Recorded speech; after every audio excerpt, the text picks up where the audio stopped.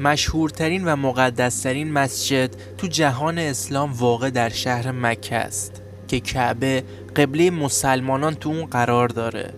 اشیا، بناها و اماکن مقدسی همچون حجرالسود، ملتزم، مستجار و حتیم تو این مسجد جای گرفتن. اسم این مسجد مسجد الحرام نام داره. مسجد الحرام در فقه اسلامی افزون بر احکام عمومی مسجد احکامی ویژه نیز دارد. در شریعت اسلام بر هر مسلمانی واجب است در صورت استطاعت یک بار در عمر خود به مکه سفر کند. مسجد الحرام کلمه عربی و ترکیبی وصفیه.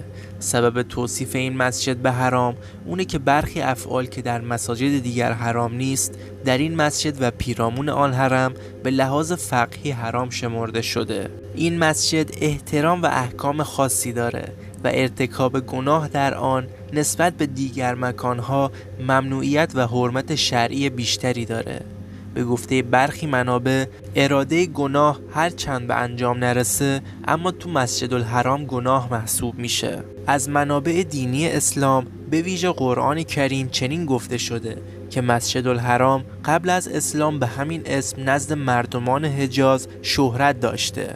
هرچند تو پیرامون کعبه دیوار و حصاری نبوده ولی کعبه و محیط پیرامونی اون که محل طواف زائران بوده به این نام شناخته شده. قرآن بارها ترکیب وصفی مسجد الحرام رو به کار برده.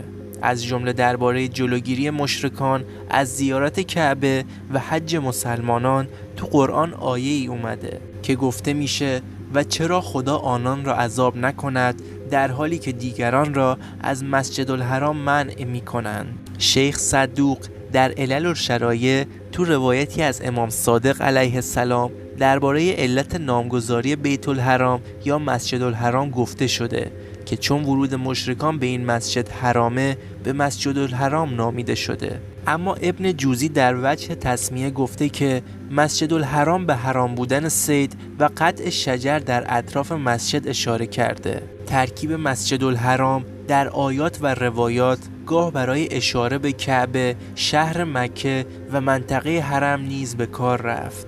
مسجد الحرام در شهر مکه، عربستان سعودی بین کوههای ابوقبیس، عجیاد، هندی و عمر واقع شده. مسجد الحرام از دیرباز برای مردمان حجاز محترم بوده.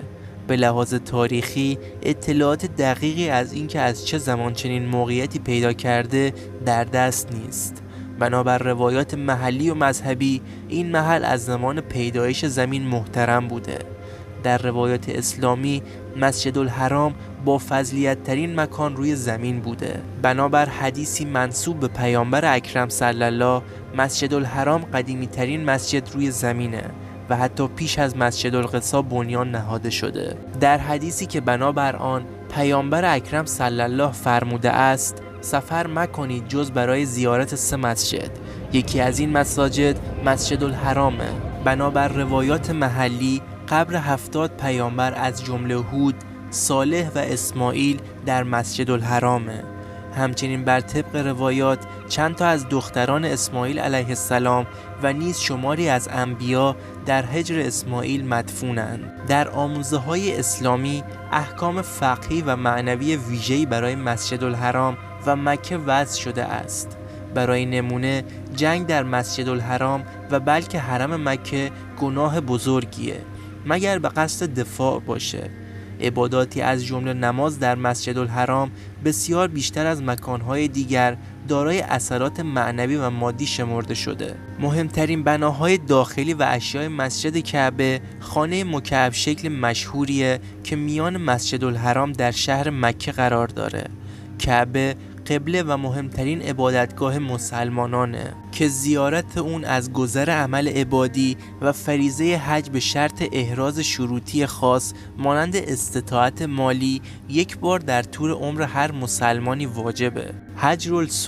حجرالسود سنگی مقدس دارای پیشینه کهن و جایگاهی ویژه تو فرهنگ اسلامی و حجه. این سنگ در رکن شرقی کعبه که به رکن حجری معروفه در ارتفاع 1.5 متر از زمین نصب شده. مقام ابراهیم منظور سنگیه که میگن حضرت ابراهیم هنگام بازسازی کعبه زیر پای خودش گذاشته تا دستش به قسمت‌های بالایی دیوار برسه.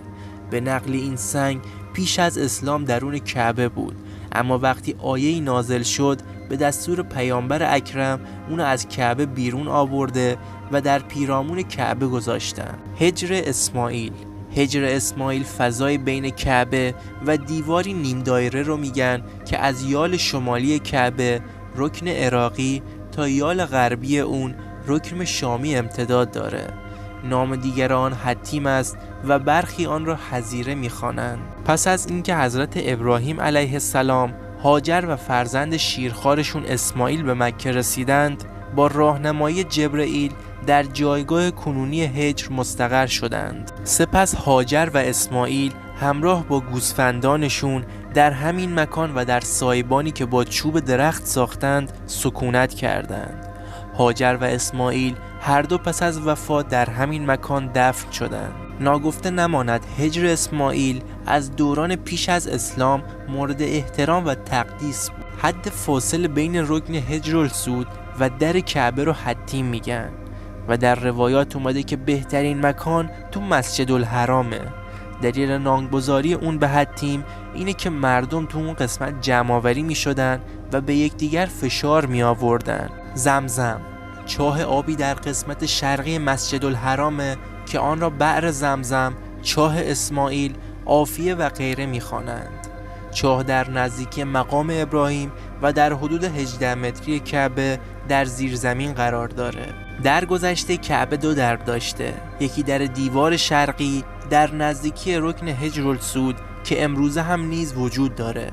دومین درب در دیوار غربی در نزدیکی رکن یمانی و مقابل در شرقی بوده که در بازسازی قریش این در بسته شده و امروزه جای اون روی دیوار کعبه مشخصه. به محل در غربی مستجار گفته میشه.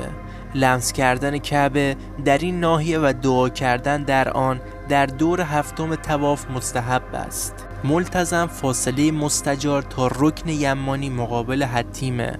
این محل رو ملتزم نامیدند که زاهران و حجگران در آن قسمت می ایستند و به دیوار ملتزم شده می چسبند و دعا می خوانند. بنابراین در برخی روایات پیامبر اکرم صلی الله صورت و دستهای خود را بر این قسمت از دیوار می گذاشت. از آن حضرت نقل کردند که در این محل دعای بندگان مستجاب است.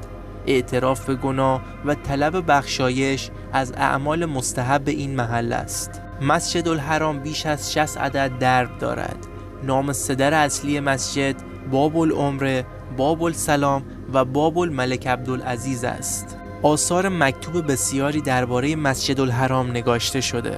این آثار به 2 دستند. برخی آثار به صورت مستقیم به موضوع مسجد الحرام پرداختند، اما برخی دیگر به مناسبت پرداختن به شهر مکه از مسجد الحرام نیز سخن گفتند.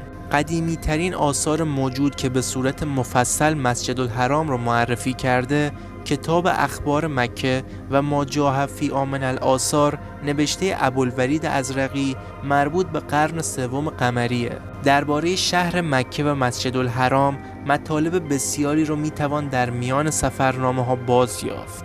بیشتر این سفرنامه ها گزارش سفر حج است که به مناسبت حج مسجد الحرام را معرفی کردند. شیعیان ایرانی در سفرنامه های خود مطالب بسیاری درباره مسجد الحرام نوشتند. از مهمترین آثار در این زمینه سفرنامه ناصر خسرو و سفرنامه فرهاد میرزاست. همه مسلمانان جهان 5 مرتبه در روز در هنگام نماز رو به جهت کعبه به عنوان قبله می ایستند. در دوره بعد از اسلام کعبه 4 بار به طور کلی ویران شد و از نو بنا شد. 2 بار اول به سده اول هجری برمیگرده. در جریان جنگ هایی که بین آمویان و عبدالله ابن زیبر فرمانده مکه صورت می گرفت کعبه 2 بار ویران شد. بار اول آتش گرفت و بار دوم توسط سپاهیان حجاج ابن یوسف با منجنیق سنگباران شد. 3مین تخریب مکه به 930 میلادی برمیگرده که قرامته که از شیعیان اسماعیلی بودند به مکه حمله کردند، حجاج رو قتل عام کردند و چاه زمزم رو با جنازه کشته شدگان پر کردند. آنان حجر السود را ربودند و با خود به احصا در شرق عربستان بردند. تخریب چهارم کعبه در نتیجه سیلی بود که در سال 1629 میلادی رخ داد. پس از اون سلطان مراد چهارم ساختمان کعبه رو با سنگ‌های گرانیتی از نو بنا کرد که این ساختمان تا عصر حاضر به جا مونده. آیا تا حالا تجربه یا خاطره‌ای از سفر به مسجدالحرام دارین؟ اگه دارین این زیر توی کامنت ها حتما بنویسین و اگر به این سبک از ویدیوها علاقه‌مند هستید با لایک و کامنت از ما حمایت کنید.